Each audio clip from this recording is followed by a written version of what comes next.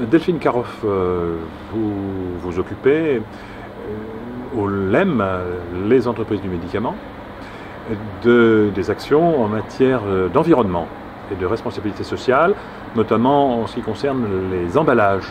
Quelles sont les actions du secteur du médicament dans ce domaine? Oui, alors le LEM, qui est le syndicat patronal de l'industrie du médicament, s'est intéressé au sujet de la responsabilité sociétale depuis 2006. Et depuis lors, nous menons des actions sur l'axe social, sur l'axe sociétal et sur l'axe environnemental. Et sur cet axe environnemental, nous menons notamment des actions sur l'éco-conception des emballages de médicaments. On a donc créé un groupe de travail spécifique qui réunit les entreprises du médicament qui souhaitent avancer sur le sujet. Et on a créé, en lien avec ADELF, l'éco-organisme qui s'occupe du recyclage des emballages ménagers, un guide sur l'éco-conception des emballages de médicaments.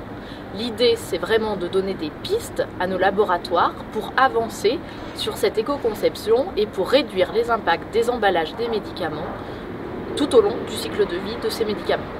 Alors quel est le poids du secteur du médicament en France en termes industriels et peut-être en termes de tonnage mis sur le marché ou d'unités mises sur le marché?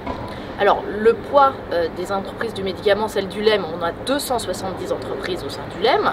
Ces 270 entreprises, c'est bien sûr des multinationales, mais c'est aussi des toutes petites entreprises, des entreprises de biotechnologie qui ont peu de salariés à l'heure actuelle.